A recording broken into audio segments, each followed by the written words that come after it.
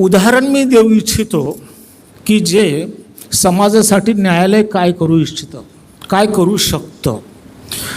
मुंबई हायकोर्टाचा एक नुकताच निकाल लागलेला आहे की महाराष्ट्र राज्यात जे अपघात होतात ते अपघात बहुतांशी वेळा दुसऱ्यांच्या वाहनांमुळे होतात असतात, परंतु काही अपघात फक्त रस्त्यांवरील खड्ड्यांमुळे होत असतात.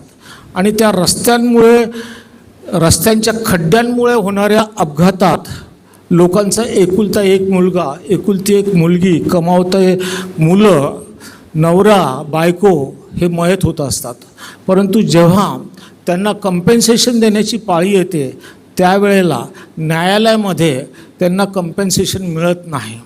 कुठलेही डिपार्टमेंट ते कंपेन्सेशन देत नाही.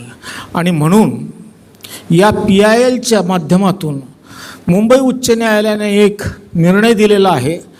त्या निर्णयाप्रमाणे जर एखाद्याचा अपघात रस्त्यांच्या खड्ड्यांमुळे होत असेल तर त्या अपघाताची नोंद त्यांनी पोलीस स्टेशनला करायची आहे. पोलीस स्टेशनला केल्यानंतर जर समजा आपल्याला नुकसान भरपाई मिळवायची आहे तर त्यांनी एक कमिटी नेमलेली आहे. त्या कमिटीमध्ये कलेक्टर साहेब आहेत, SP साहेब आहेत, जिल्हा विधी सेवा प्राधिकरणचे चेअरमन जे मी आहे, आमचे सेक्रेटरी आहेत. त्यांना माहिती द्यायची आहे.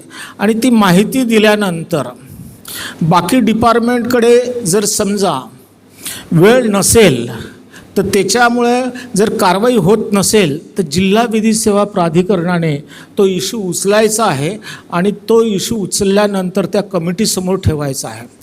सांगायला आनंद होत आहे की या अशा केसेसमध्ये 5 लाख रुपयापर्यंत जो मयत झालेला आहे त्याला नुकसान भरपाई देण्याची तरतूद करण्यात आलेली आहे. 50,000 रुपयेपासून ते 2.5 लाखापर्यंत ज्यांना इंजुरीज झालेल्या आहेत त्यांना नुकसान भरपाई देण्याची तरतूद आहे.